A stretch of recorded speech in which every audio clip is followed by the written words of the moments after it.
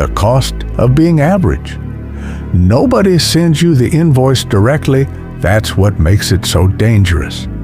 There's no bill arriving in the mail, no dramatic moment where the price gets announced out loud. Average simply collects payment quietly over years in a currency most people never learn to notice until it's already been spent.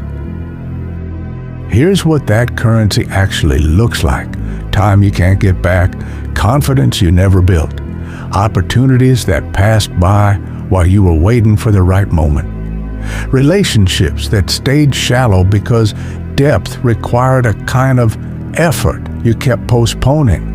None of it feels like loss in the moment. That's the entire trick. Average doesn't announce itself as a cost. It disguises itself as safety. Think about what average actually requires of you. Almost nothing. That's precisely why so many people end up there, not through some dramatic failure, but through the simple absence of demanding more from themselves consistently over a long enough period of time.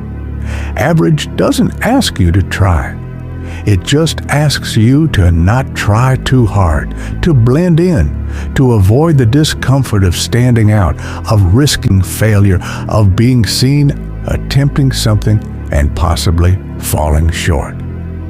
That absence of demand feels like relief at first.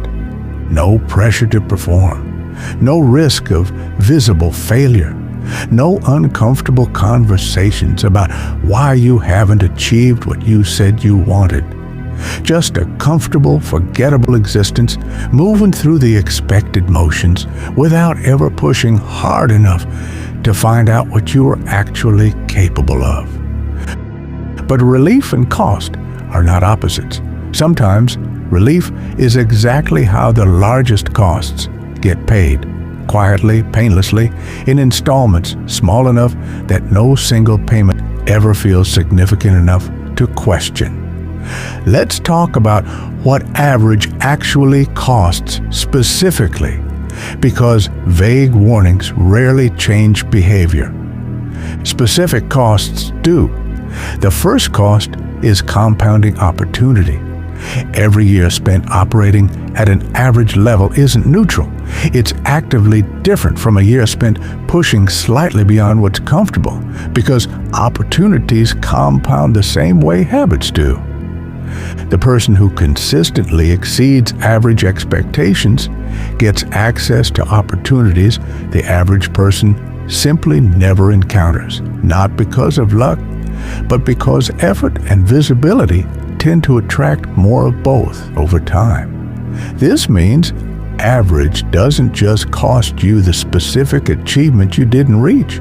It costs you the compounding chain of opportunities that specific achievement would have unlocked. Opportunities you'll never even know you missed, because they never had a reason to reach you in the first place.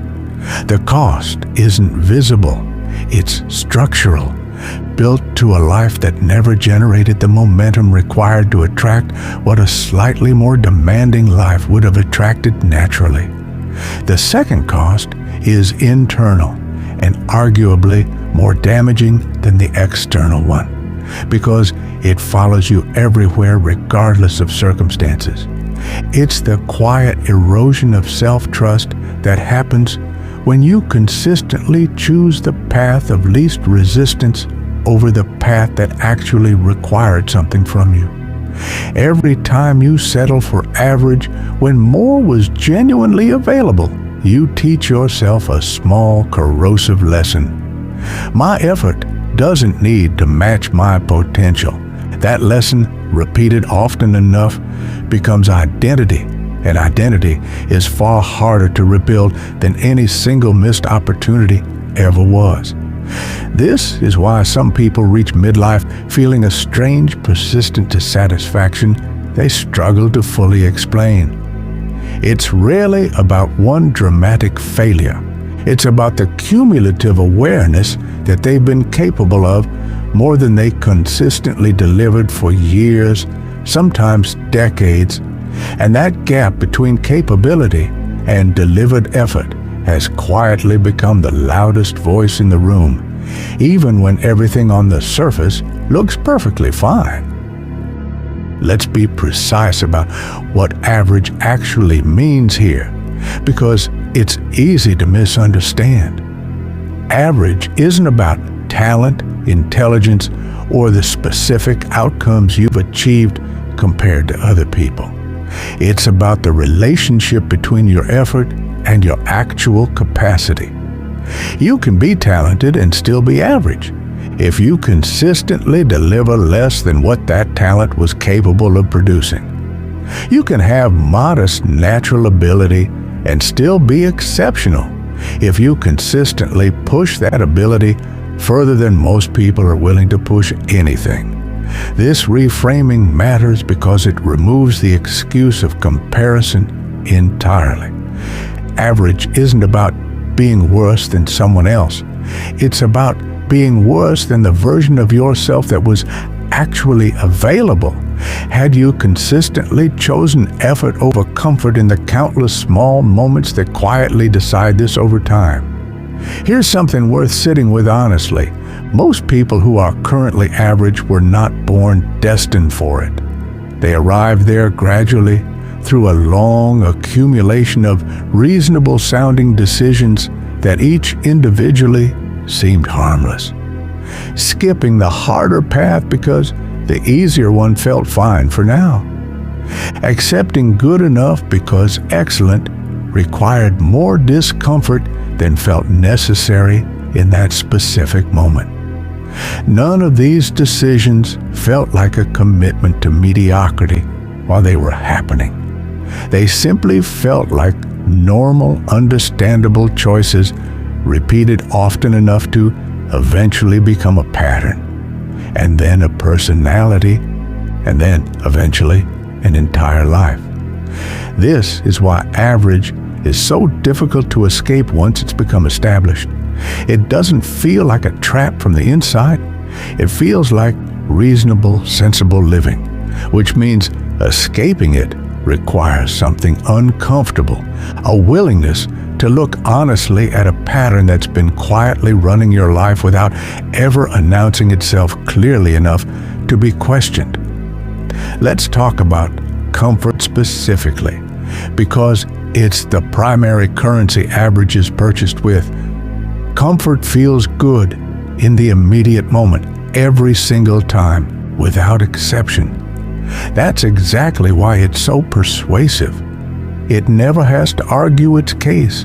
It simply feels better than the alternative right now, in this specific moment, regardless of what the long-term consequences of consistently choosing it might eventually become. The problem isn't comfort itself.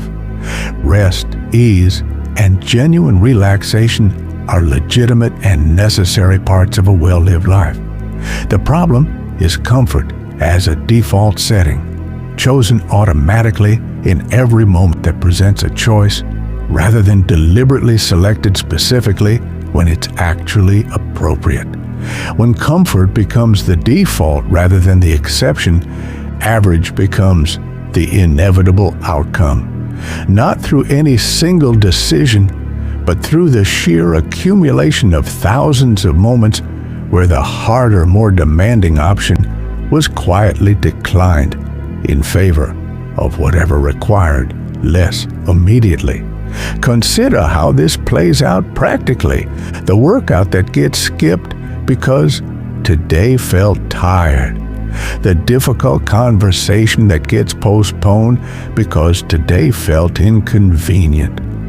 The skill that never gets developed because practicing it felt uncomfortable compared to simply consuming entertainment instead. None of these individual choices seem significant. Multiplied across years, they become the entire architecture of an average life, built not through dramatic failure, but through consistent, comfortable, forgettable retreat. Here's the part that should genuinely concern you. The cost of average doesn't stay contained to the specific area where it was chosen. it bleeds into everything else because the habit of choosing comfort over demand doesn't respect boundaries between different areas of life. The person who consistently chooses the easier path physically tends to choose the easier path professionally, relationally, financially, because it's not really a series of separate decisions. It's a single underlying pattern expressing itself across every domain simultaneously. This is why transformation, when it actually happens, tends to ripple outward from a single area into many others.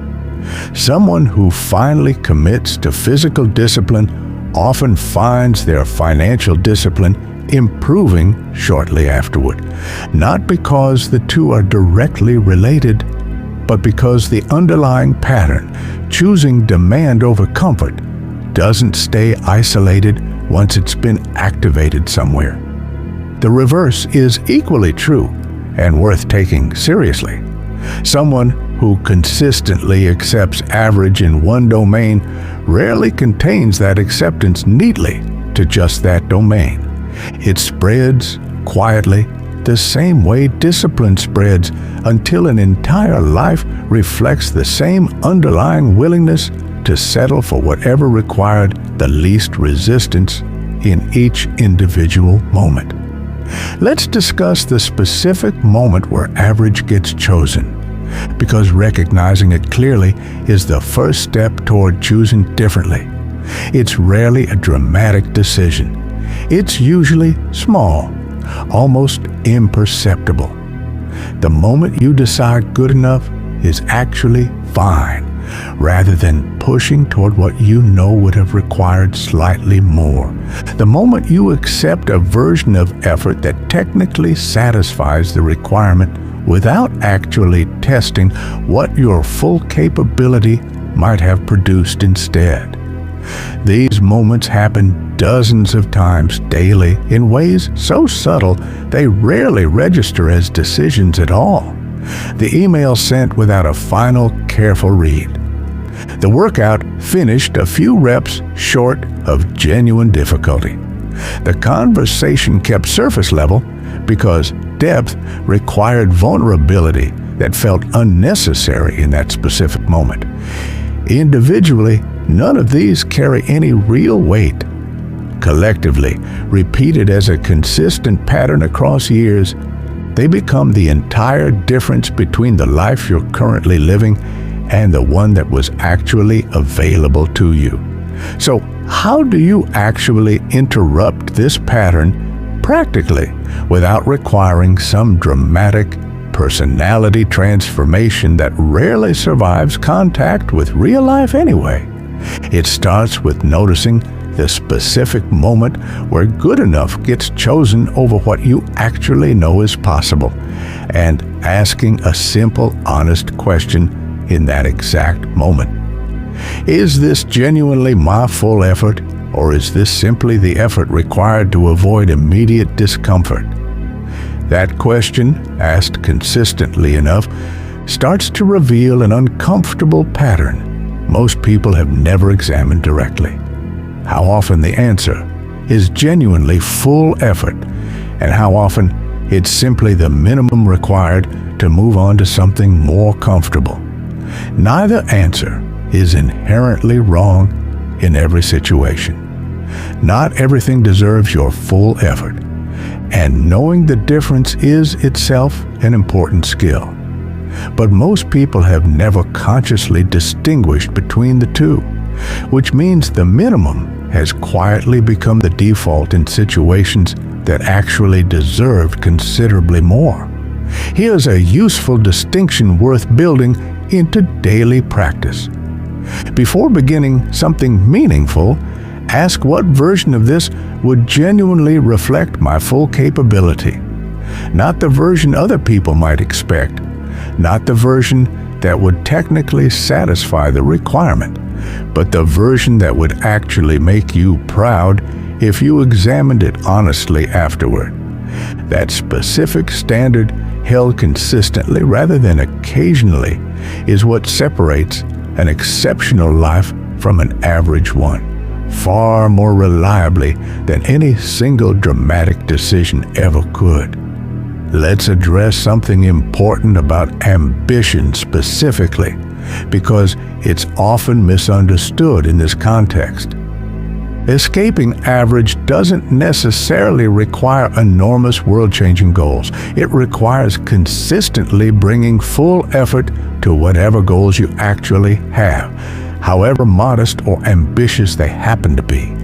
Someone with modest goals, pursued with genuine full effort, escapes average entirely. Someone with enormous goals, pursued with only partial effort, disguised as busyness, remains firmly average despite appearing otherwise from the outside. This matters because it removes the excuse that escaping average requires some specific scale of ambition you don't currently have. It doesn't. It requires a specific quality of effort applied consistently, regardless of what the underlying goal actually is.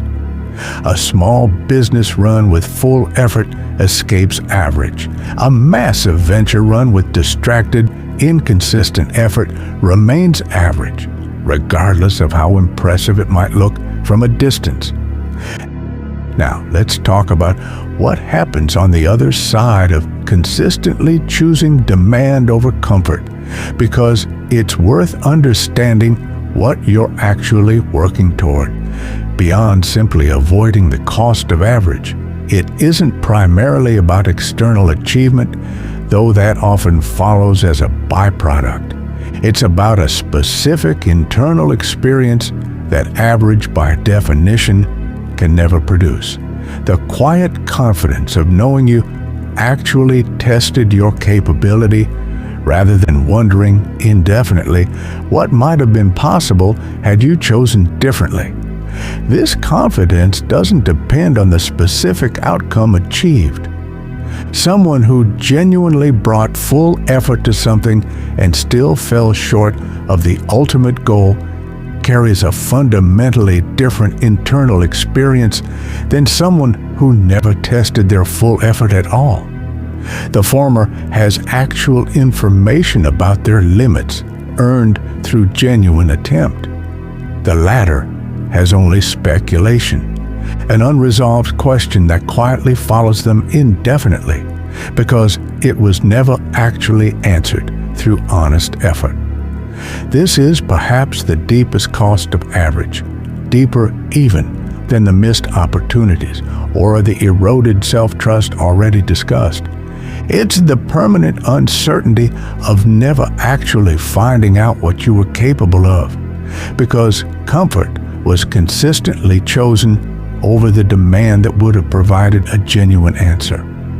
That uncertainty doesn't resolve itself with time. It tends to grow louder, not quieter, the longer it remains unaddressed, which is exactly why so many people experience a specific kind of restlessness later in life that has nothing to do with external circumstances and everything to do with an internal question that was never actually tested honestly.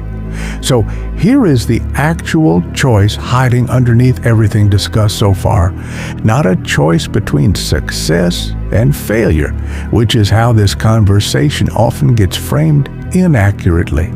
A choice between testing your actual capability and never finding out what it was.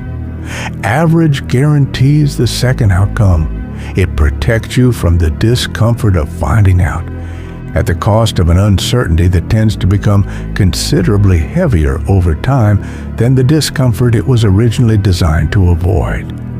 Choosing demand over comfort doesn't guarantee success in the way most people initially imagine it. It guarantees something different and arguably more valuable. An honest answer to the question of what you were actually capable of, tested through genuine effort rather than left permanently unresolved through comfortable avoidance.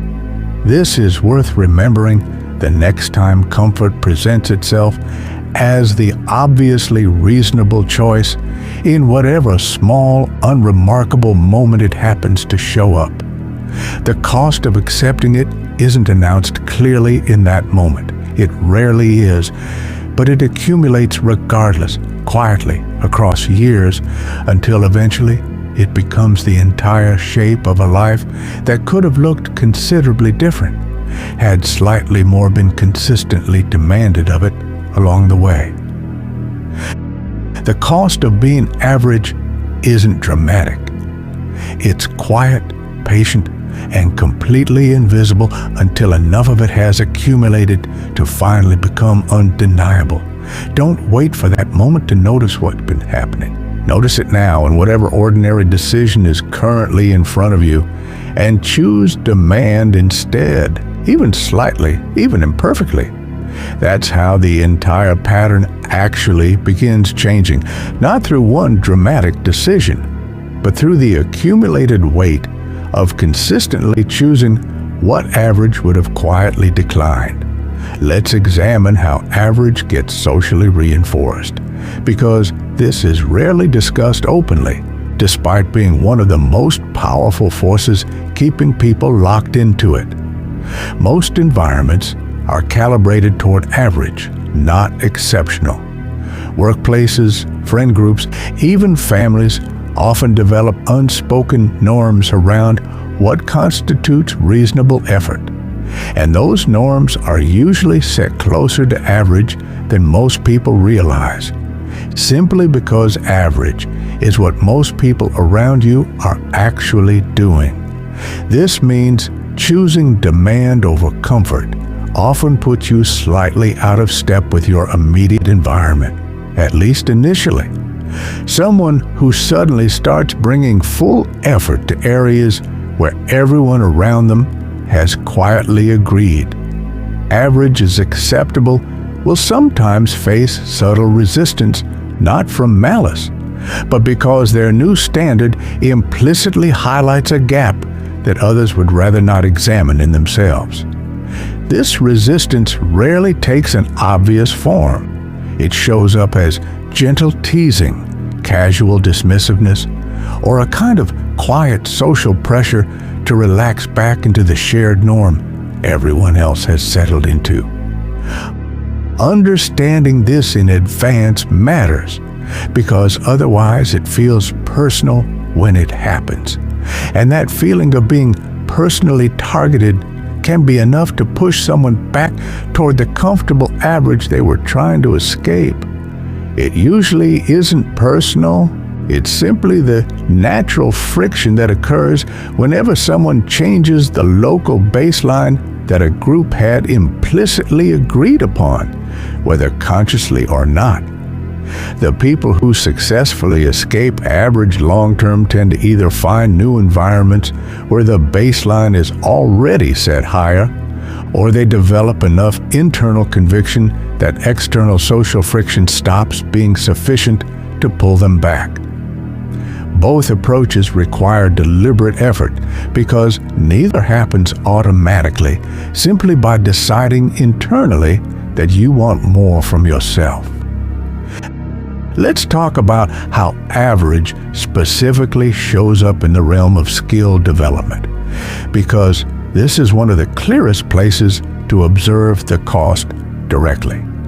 Two people can spend the exact same number of hours practicing the same skill and end up in dramatically different places, not because of raw talent, but because one of them practiced with genuine focused demand while the other practiced with distracted, comfortable repetition. That technically counted as practice without actually pushing capability forward. This distinction between deliberate practice and comfortable repetition explains why some people plateau despite years of apparent effort, while others improve considerably faster despite spending less total time. The hours themselves were never really the determining factor. The quality of demand placed on those hours was. Someone who practices comfortably within their existing capability reinforces what they can already do without meaningfully expanding it. Someone who practices at the edge of genuine difficulty, uncomfortable, and occasionally frustrating, actually builds new capability, precisely because that discomfort is where growth happens. This matters enormously for anyone wondering why previous efforts to improve at something didn't produce the results they expected. It's rarely a sign that more effort is required in terms of raw hours. It's usually a sign that the quality of demand within those hours needs to increase, moving from comfortable repetition toward genuine focused challenge that actually tests the edge of current capability rather than simply reinforcing what's already comfortable and familiar. Now, let's discuss the specific relationship between average and regret, because this connection deserves more direct attention than it usually receives.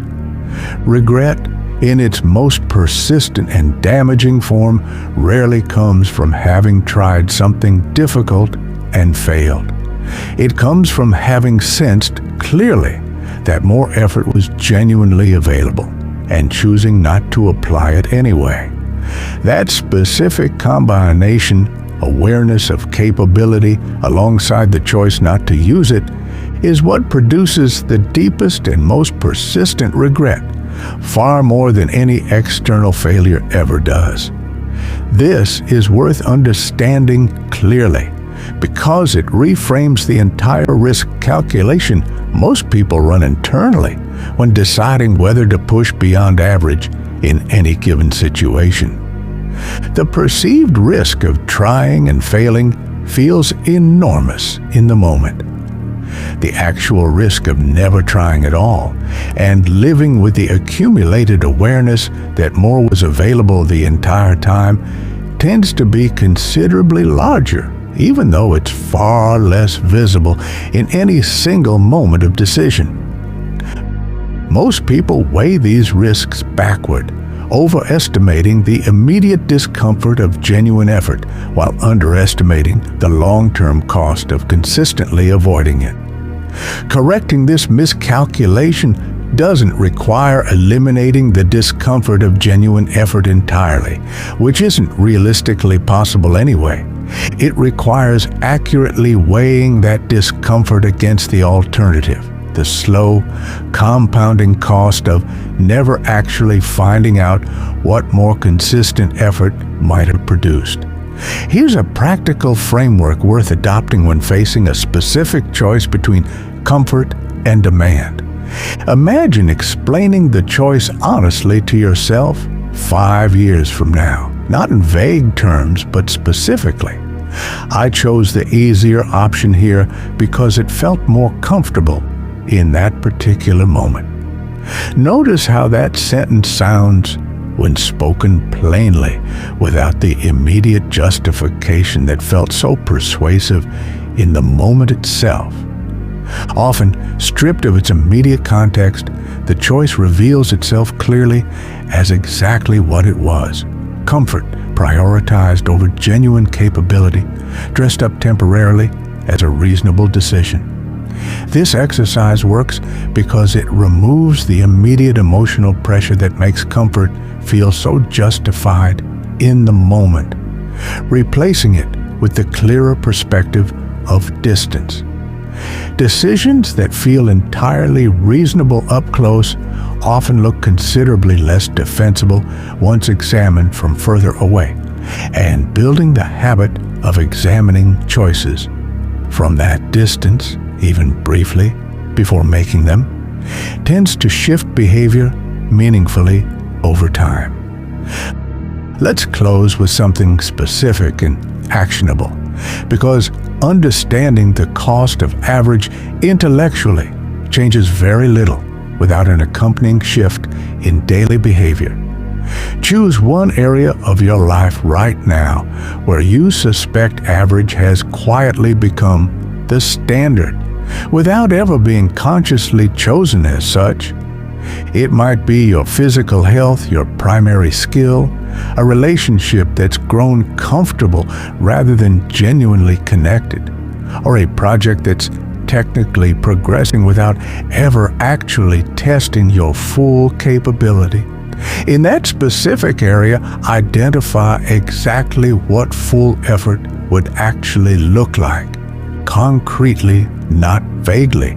Not simply trying harder in a general sense, but a specific, measurable difference between what you've been doing and what genuine demand would actually require.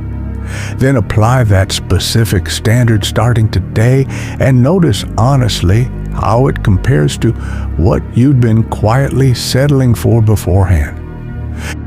You likely won't transform that entire area of your life immediately.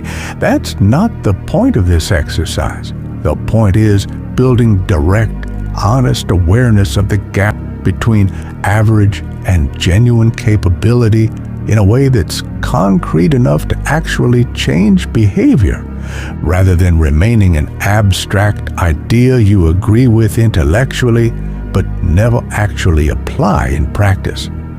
Repeat this process across other areas over time, gradually raising the baseline standard you're willing to accept from yourself. Not through sudden, dramatic transformation, but through consistent, deliberate demand, applied specifically wherever comfort has quietly become the unexamined default. That's how the cost of average actually gets reversed. Not through a single decision, but through the same patient compounding process that allowed average to accumulate in the first place, simply pointed in the opposite direction. The cost of being average was never announced clearly enough to be easily questioned. That's exactly why it accumulates so quietly in so many lives for so long without ever being directly confronted. Confront it now, specifically, in whatever area currently deserves more from you than it's been receiving. That single decision, repeated consistently, is the entire difference between a life quietly spent paying average's invisible cost and one that finally stopped accepting it